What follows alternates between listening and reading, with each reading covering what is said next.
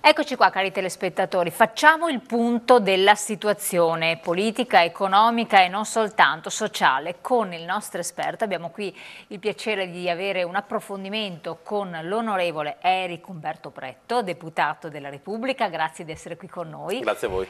Membro della Commissione Quinta, Bilancio, Tesoro, Programmazione, membro del Consiglio federale della Lega Nord, già segretario provinciale della Lega Nord, Liga Veneta Vicenza, assessore alla cultura, consigliere capogruppo nel comune di Marano Vicentino, imprenditore nel ramo della consulenza alle imprese, poi ha ricoperto altri incarichi sempre di carattere aziendale. È un appassionato tra l'altro di tematiche relative anche all'identità.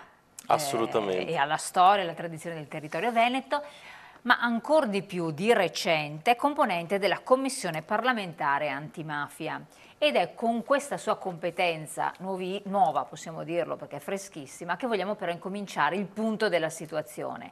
Siamo costretti a farlo, nostro malgrado, non sarebbe bello dover trattare queste tematiche anche nella nostra regione, anche nel nord-est, però purtroppo i fatti parlano chiaro. La mafia, vuoi che possa essere camorra, 'ndrangheta, tutto come la vogliamo chiamare, comunque si è radicata nel territorio, ha proliferato, sta proliferando e purtroppo sta creando gravissimi danni. Qual è il ruolo della Commissione e lei cosa ne pensa? Tra l'altro da vicentino, dove sembra quasi che per territorio dovrebbe in qualche modo respingere questo tipo di attività illecita e invece non è così. Per noi è stato sicuramente importante vedere che c'è stata questa attenzione della magistratura sulla mafia nel nord-est. È stato un evento in qualche modo anche scioccante, probabilmente non tutti erano preparati a questo tipo di iniziativa, ma è un bene che la magistratura e la politica si interessino di queste tematiche. Sono tematiche importanti perché sappiamo che il principale nostro dovere è quello di difendere il tessuto economico e sociale del nostro territorio da infiltrazioni malavitose che sicuramente fanno soltanto male alle nostre comunità, ai nostri territori, alle nostre imprese. Il nostro è un territorio importante, è un territorio che è cresciuto negli anni a livello economico, a livello imprenditoriale, artigianale, industriale e anche commerciale, non grazie alla fortuna, bensì al lavoro di intere generazioni, per cui credo che dobbiamo difendere tutto questo patrimonio. Com'è che secondo lei sono riuscite ad attecchire le mafie in questo territorio? Avendo lei lavorato anche con le aziende e quindi conoscendo anche le dinamiche aziendali. Il nostro, dicevo prima, è un territorio importante perché c'è una dinamicità che non vediamo in altre zone d'Italia e sicuramente questo lo rende interessante anche per chi vuole speculare sull'attività che può essere prodotta sulla nostra zona, sulla nostra area. Diciamo che sicuramente non ha aiutato la crisi. La crisi ha determinato carenza di credito verso le aziende. Quindi le banche ci hanno messo del loro? È un sistema economico che non ha più retto. Abbiamo trovato e abbiamo visto tanti imprenditori che non sono riusciti a far fronte a dei pagamenti, che non sono riusciti a trovare il credito necessario sulla parte bancaria e che magari anche a fronte di una disperazione che a volte non è soltanto aziendale e anche familiare, possono aver ceduto a proposte, diciamo, alternative che qualcuno in maniera malavitosa possa aver prodotto. Questa è una situazione di rischio che dobbiamo attenzionare, lo dobbiamo fare con la magistratura, ma credo che anche la politica debba fare la sua parte. Ricordo che la Commissione bicamerale antimafia ha di fatto un ruolo che è parallelo a quello della magistratura, sono due entità che devono collaborare, che stanno collaborando bene e sicuramente anche attraverso la presenza di parlamentari veneti all'interno della Commissione bicamerale antimafia abbiamo chiesto una particolare attenzione su questo territorio. Ecco, cosa fa? Allora andiamo dietro le quinte, spieghiamo ai nostri cittadini che si parla commissione, cosa fa una commissione? Tanti dicono poi sono le solite cose che vengono create, ben poco riescono a produrre se non magari delle normative, però cosa fa una commissione? Quindi quando lei è stato incaricato di questo ruolo, che cosa si è trovato davanti e anche che tipo di lavoro preparatorio ha dovuto fare? Beh, la Commissione parlamentare antimafia è una commissione sicuramente molto delicata, più di altre, perché va a indagare in modo particolare quello che è il rapporto fra la mafia, le associazioni malavitose e quella che può essere anche la politica o comunque l'economia di un territorio. Per cui è sicuramente una tematica che noi per provenienza geografica siamo stati abituati meno di altre popolazioni a gestire, ma credo che adesso sia arrivato il momento di attenzionare appunto la nostra zona. Questo vuol dire che non c'erano esponenti del nord-est presenti? Mi pare di sì, però perché Sì. abbiamo alcuni onorevoli del PD che c'erano e adesso dell'EU che insomma sono stati all'interno, mi pare. C'erano sicuramente, ci sono stati e hanno fatto certamente un buon lavoro, ma devo dire che per tradizione il nostro territorio probabilmente è stato attenzionato meno che altri, sì. da cui provengono tradizionalmente appunto questi filoni malavitosi. Io credo che l'attenzione debba essere posta non soltanto sulle mafie di origine italiana, ma anche su quelle straniere. Infatti stiamo per creare un comitato apposito che vada a indagare le mafie straniere che sappiamo benissimo aver attecchito nel nostro territorio, magari andando a occuparsi di settori lavorativi che gli italiani hanno abbandonato e magari la produzione a basso costo, che però poi serve per un riciclaggio di denaro proveniente da altre fonti.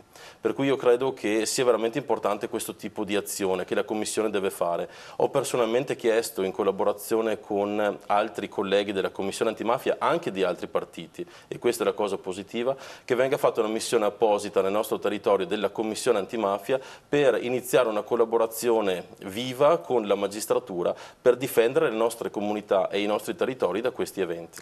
Di che cosa avrebbe bisogno la magistratura, al di là di un organico magari integrato, al di là di cose, per poter riuscire a continuare a combattere contro la mafia? Sicuramente Le la magistratura mafie. ha un compito delicatissimo che tutti noi cittadini, non soltanto politici, possiamo agevolare, e cioè quello di riferire quanto prima, nel caso in cui succedessero episodi di ricatto piuttosto che di richiesta di somme di denaro non dovute, piuttosto che di estorsione, piuttosto che di minacce. E sappiamo che questi sono i modi con cui la mafia inizia a radicarsi su un territorio. E le persone, i cittadini, le imprese devono tornare a sentirsi vicine allo Stato, perché purtroppo, lo sappiamo anche per l'esperienza di altri territori, la mafia riesce a entrare in un territorio quando le persone non sentono vicino lo Stato. Per cui anche lo Stato ha una grande responsabilità da questo punto di vista. Deve dare una giustizia veloce e certa ai cittadini, deve garantire anche, mediante il sistema bancario, un accesso al credito regolare ai cittadini e alle imprese. Ecco, tornando al discorso delle banche, quanto hanno condizionato i due colossi bancari che sono venuti in qualche modo a deludere profondamente, a raggirare i cittadini, quindi in questo modo riducendo sul lastrico famiglie, imprenditori, insomma la compagine economica produttiva del territorio. Questo evento purtroppo ha scioccato il nostro territorio. Io parlo in modo particolare da vicentino perché sappiamo che Popolare di Vicenza e Veneto Banca sono stati due casi eclatanti che hanno generato delle problematiche sia a livello aziendale che a livello familiare. Soprattutto ricordo le famiglie di tanti imprenditori sono state toccate in maniera duplice perché magari avevano dei finanziamenti in essere con questi istituti di credito e contemporaneamente si trovavano a livello privato ad essere azionisti. Per cui c'è stato un azzeramento di una potenzialità economica importante che ha generato delle situazioni drammatiche che probabilmente qualche imprenditore spinto dalla disperazione ha cercato anche di risolvere ricorrendo a dei prestiti che probabilmente poi si rivelano essere capestro. Anche professionisti coinvolti, che uno non si immaginerebbe, quindi commercialisti, avvocati, notai, e quindi ben radicata in certe compagini. Ecco, questo è quello che abbiamo percepito ovviamente dalla stampa e che sicuramente continueremo ad indagare sia a livello di magistratura che di commissione antimafia. Una cosa però va detta, è importante che sia stata scoperta questa situazione, che sia stata indagata, che sia stata poi risolta attraverso questo intervento pesante delle forze dell'ordine e della magistratura. Però credo che sia maturo dal nostro punto di vista parlare di questo problema, capire che questo problema esiste e trovare delle soluzioni condivise con magistratura, cittadinanza e politica, perché questo è un problema comune, è un problema che va risolto, che va sradicato, perché sappiamo benissimo che se riusciremo a fare questo, riusciremo a dare una tutela al libero mercato, una tutela alle imprese oneste, una tutela a quelle società, a quelle aziende che hanno sempre operato all'interno del perimetro della legalità. Ecco, il fatto che ne parliamo tranquillamente, a parte che anche ci sono ancora parecchi che non ci credono, negano appunto di fatto i cittadini che non ne sono a conoscenza, vabbè, cittadini che negano e anche figure di spicco istituzionale che non la prendono seriamente in considerazione, cioè non si rendono conto della portata, però se ne può parlare. Se ci portiamo in altre aree del nostro paese non si può neanche parlare, non si possono approfondire questi temi. I cittadini si sentono tranquilli di parlarne perché non percepiscono ancora, e speriamo che non percepiscano mai, la paura della mafia, perché qui si è presentata in vesti diverse, in modo diverso per attecchire meglio sul territorio. Business, affari più che non violenza in senso stretto. C'è un modo quindi di interagire, può interagire la Commissione sul territorio per eradicarla diversamente che da altre parti? Io credo che la Commissione antimafia, proprio per il suo ruolo, che è diverso ma parallelo a quello della magistratura, possa interfacciarsi in maniera ancora più diretta con le imprese e con la politica. Andare a capire quelle che sono state le cause che hanno originato queste situazioni, che sono passate poi alla ribalta della cronaca. Parliamo appunto di infiltrazioni legate in modo particolare all''ndrangheta che ha colpito il territorio veneziano, ma anche appunto e anche veronese e vicentino, ma anche appunto la camorra, e andare poi a capire da quello che è successo come si possa risolvere questa situazione ed evitare che accada di nuovo. E una responsabilità della politica è anche quella di andare a sorvegliare quelle che sono le personalità che poi entrano magari nelle amministrazioni comunali, e questo può essere fatto ancora più facilmente dai partiti, perché purtroppo sappiamo che il Veneto ha giustamente anche una grande tradizione di civismo, e il civismo però è più incontrollato da questo punto di vista, almeno per quanto riguarda la parte della politica. Quindi io credo che i partiti politici debbano fare sicuramente dei ragionamenti seri al loro interno per evitare che personalità diverse entrino nell'ambito della politica per fare i propri interessi. Però si parla anche da noi abbiamo visto anche le elezioni amministrative, tantissime liste civiche, per cui là c'è ben poco. Una lista civica è più facile che salga al governo di un comune, di una città, anziché un partito dei partiti classici, lasciamo stare i grandi nuclei cittadini, e poi abbiamo dei comuni dove non immagineresti neanche lontanamente, come è successo, che un sindaco possa avere legami di tipo malavitoso, e questo ovviamente destabilizza la cittadinanza, perché come fai a controllare a questo punto? Questo destabilizza, immagino, la cittadinanza, però non possiamo correre il rischio che la cittadinanza si allontani dalla politica intesa in senso positivo. La politica, per come la viviamo noi, Cos'è? È un modo di analizzare la società, di capire quelle che sono le problematiche della cittadinanza e di proporre delle soluzioni, di dare delle risposte. Allora, nel momento in cui noi come politica riusciamo a far capire ai cittadini che in maniera, diciamo, positiva e disinteressata rispetto a quelli che sono i nostri interessi personali, ma volti sempre alla positiva collaborazione con il paese e le comunità, se riusciamo a fare questo, a far passare questo messaggio, io credo che non permetteremo ai cittadini di allontanarsi dalla buona politica. Se i cittadini sono vicini alla buona politica, alle istituzioni, allo Stato, sicuramente ci sarà meno spazio per chi cerca di entrare nella politica per fare altri interessi. Un giovane, lei è giovane, giovanissimo assolutamente, come deve prepararsi per adesso entrare a lavorare operativamente nella politica in modo anche proficuo, secondo lei, rispetto a quello che era il cursus honorum di anni addietro, di anni fa, anche se lei è dentro da tanto tempo, insomma. Comunque. Io frequento attivamente la politica da almeno 10 anni. Per passione? Per passione, assolutamente, perché ci sono entrato che ero molto giovane, molto più giovane di oggi, e ero uno studente che si appassionava alle tematiche che venivano affrontate in modo particolare dal partito a cui appartengo, cioè la Lega. Si parlava di identità, si parlava di cultura, si parla ancora oggi di tematiche che poi hanno portato ad esempio alla grande battaglia per l'autonomia.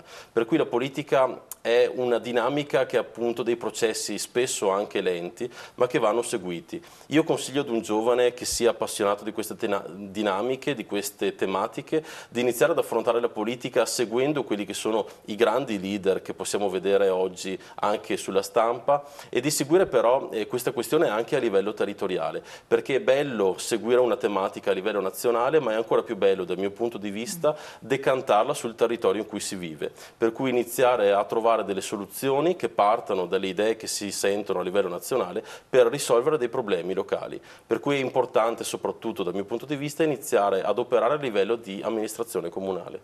Quanto è vivo il legame tra la politica, lei rappresenta la Lega, che ha comunque dei legami forti col territorio, ma la politica in generale, quindi anche gli altri partiti, alcuni hanno perso consenso in modo particolare, e il territorio. Quanto è sentito, quanto è anche determinante avere un legame forte col territorio?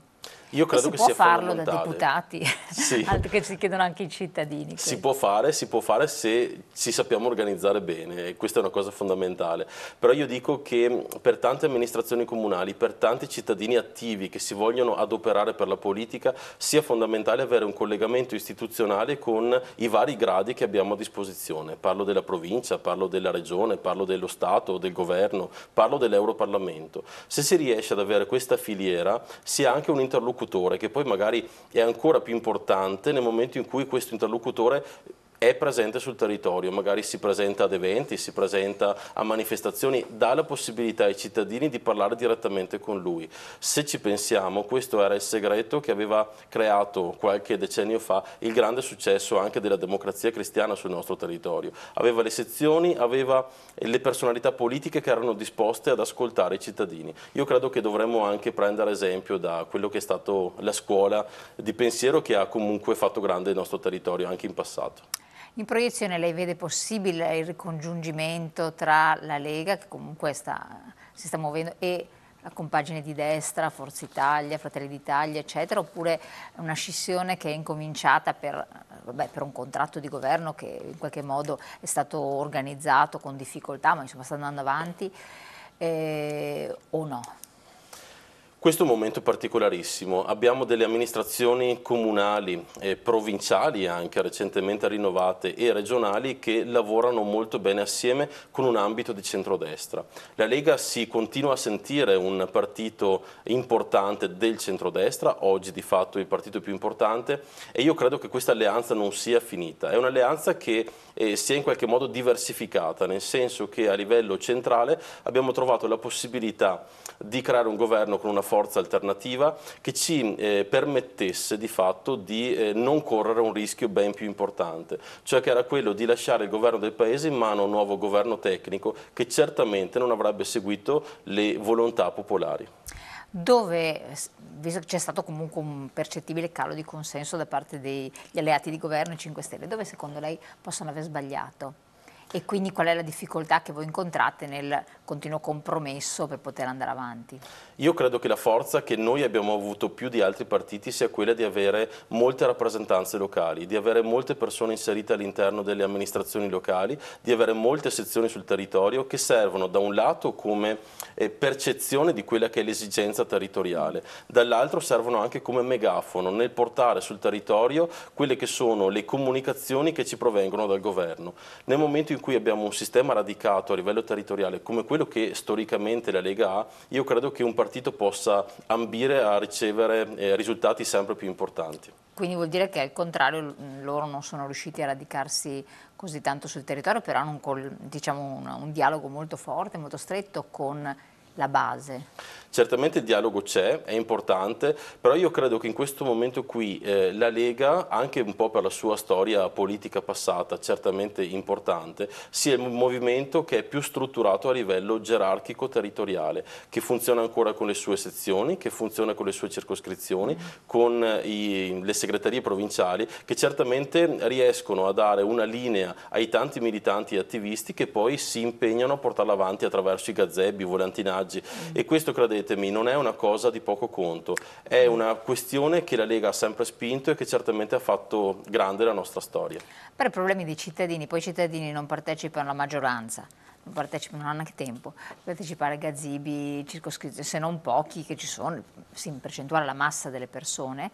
e hanno determinate esigenze, hanno determinate aspettative ben precise, che nel nord-est sono diverse da altre parti d'Italia, è un dato di fatto, infatti il nostro paese è difficile da governare anche proprio per questo, perché ha delle differenze molto radicate. E andando sulle differenze e sulle cose simili è il discorso che adesso verrà discusso anche al Parlamento della legittima difesa. È un vostro cavallo di battaglia, ci state lavorando da tempo, una gestazione lunga, parecchio lunga. A che punto siamo, quanto è importante come promessa mantenuta per il territorio e per tutto il Paese, se è percepita ovunque? Che sentiment avete? Ovviamente il governo che abbiamo costruito sulla base di un contratto ben preciso racchiude delle tematiche che sono care sia a un movimento che all'altro, delle due forze di maggioranza che giustamente lo compongono. E ciascuna delle due forze ha cercato di spingere alcuni argomenti più di altri. La legittima difesa, come è stato in precedenza anche il decreto sicurezza e immigrazione, è uno dei punti cardine di quello che è stato il nostro programma elettorale e del programma su cui ci siamo fatti votare, per cui una tematica a cui noi teniamo assolutamente moltissimo. Imprescindibile. Esattamente. È una tematica molto cara ai nostri elettori, perché i nostri elettori hanno da sempre la volontà di aumentare quella che è la percezione di sicurezza sul territorio, sulle comunità, si vogliono sentire sicuri nel momento in cui vivono all'interno delle loro abitazioni, ma anche dei negozi o delle attività lavorative presso cui appunto sono nella maggior parte del tempo della loro giornata, per cui credo che questo sia fondamentale. L'abbiamo fatto con la stretta sulla immigrazione clandestina e lo facciamo adesso con il provvedimento sulla legittima difesa, un provvedimento che ha voluto chiaramente andare a togliere discrezionalità dal punto di vista della magistratura nel momento in cui si parla di eccesso di legittima difesa. Abbiamo voluto chiaramente tutelare in modo particolare le persone che vivono onestamente all'interno delle loro abitazioni e delle attività lavorative. È un provvedimento che abbiamo già approvato al Senato, che adesso si trova alla Camera in una serie di passaggi che vanno dalle commissioni all'aula. Che cosa potrebbe succedere? E che contiamo di approvare in tempi molto rapidi. Potrebbero snaturarlo questi passaggi alla Camera oppure c'è una certa unità di vedute? Io credo che il passaggio iniziale che è già stato fatto al Senato sia stato molto importante, perché si sono trovate delle mediazioni giuste con la maggioranza, c'è stato un buon contributo anche da parte dell'opposizione, per cui credo che si sia creata una struttura legislativa molto forte e importante che adesso attende appunto il passaggio definitivo alla Camera e che conto possa renderla legge effettiva dello Stato nel giro di un paio di mesi. Qual è l'aspetto saliente, secondo lei, più importante di tutti?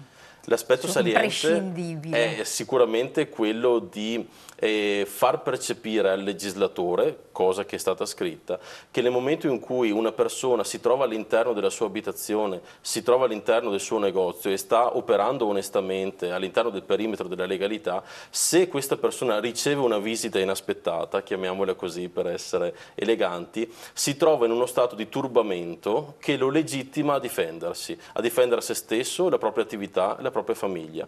Ed è un concetto questo innovativo rispetto alla legislazione attualmente vigente, che ha concesso purtroppo ad alcuni giudici di andare a punire, io credo eccessivamente, persone che si sono difese. Ricordo il caso ad esempio tipico del mio territorio, quello di Hermes Mattielli, una persona che è stata derubata più volte, che ha sparato a dei cittadini che si erano introdotti nella sua abitazione, nel suo negozio per rubare, e ha poi dovuto risarcire con 135.000 euro queste persone, soffrendo così tanto da rimetterci anche poi la vita. Per cui queste situazioni non devono più esistere, perché appunto prima si parlava, quando accennavamo alla questione dell'antimafia, che lo Stato deve sentirsi vicino ai cittadini e i cittadini devono sentirsi vicini allo Stato. Per cui se riusciamo anche attraverso la percezione della sicurezza a far sentire tranquillo il cittadino, io credo che risolveremo molti dei nostri problemi.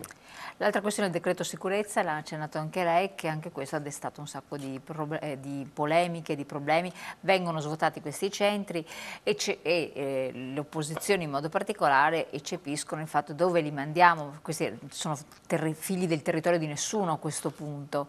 Che cosa succederà a tutte queste persone? Che fine faranno? Che posizione avete? Noi siamo convinti che abbiamo subito e l'abbiamo visto come cittadini, ma soprattutto anche come amministratori locali, un fenomeno incontrollato che è stato quello dell'invasione appunto di tanta immigrazione clandestina.